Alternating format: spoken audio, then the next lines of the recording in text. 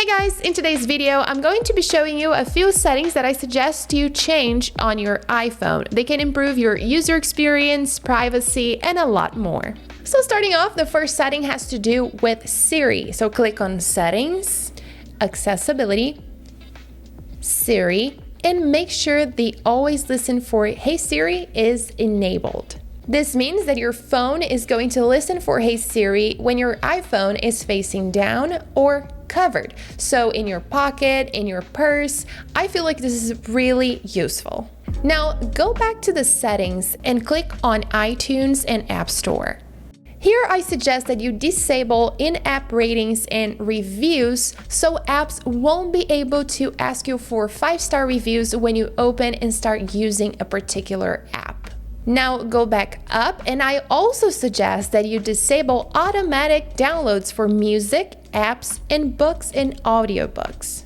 This prevents music, apps, books, and audiobooks from downloading in other devices that you have. So for example, if you have the iPhone but you also have an iPad and you keep seeing apps that you downloaded on your phone appearing in your iPad, that's why. It's probably because this option right here is enabled, and sometimes you don't even use the app that was just downloaded on your iPad. So make sure to disable all of these options, and if you want, you can go ahead and download the same app on your iPad, but this will prevent apps from being downloaded on both devices, which would also save you space. The app updates, on the other hand, I suggest that you leave it enabled. This will prevent you from having apps that are not updated, and your phone will update everything for you automatically.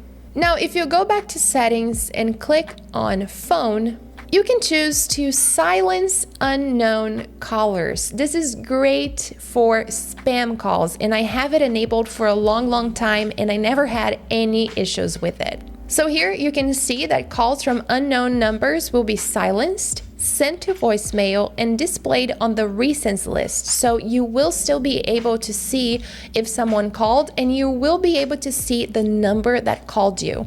However, incoming calls will continue to ring from people in your contacts, recent outgoing calls, and Siri suggestions. So if by any chance you have a number that is not in your contacts list, but it's a number that you previously called, or if it's someone that called you when you were talking with that person, this phone call will ring on your iPhone. However, all the others won't. Now the next setting has to do with Safari. So go back to settings, click on Safari, and click on Close Tabs. Here you can choose to close all the tabs manually after 1 day, after 1 week, or after 1 month. I find this really useful because if you're like me, you have tons of tabs open and you forget to close them. So instead of leaving to close tabs manually, you can make your phone close all of them for you after 1 month. If you want, you can also choose the 1 day or 1 week, but I suggest 1 month because if by any chance you're browsing and you are looking for, let's say, a new iPhone, however, you looked today and 5 days from now, you want to go back, but accidentally you were here, you chose after 1 day, then this Safari page won't be there anymore. So I highly suggest you click in after 1 month. I think it's safer, but it also cleans up your phone for you. Now let's go back to settings and click on privacy.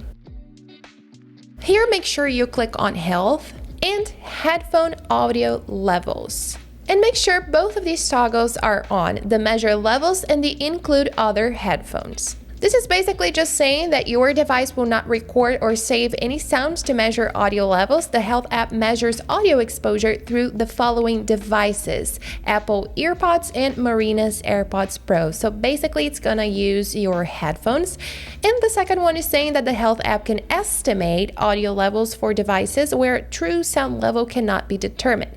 These estimates are based on the volume level of your iPhone. This includes other devices plugged into your iPhone. So this is saying that it's going to use devices like speakers, for example. So as you can see, my speakers are also showing up here.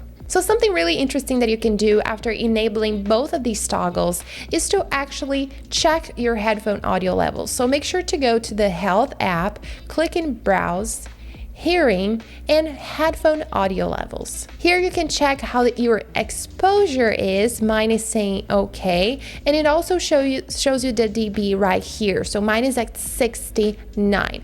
And down here you have a better explanation about headphone audio levels in case you're interested in reading more about it.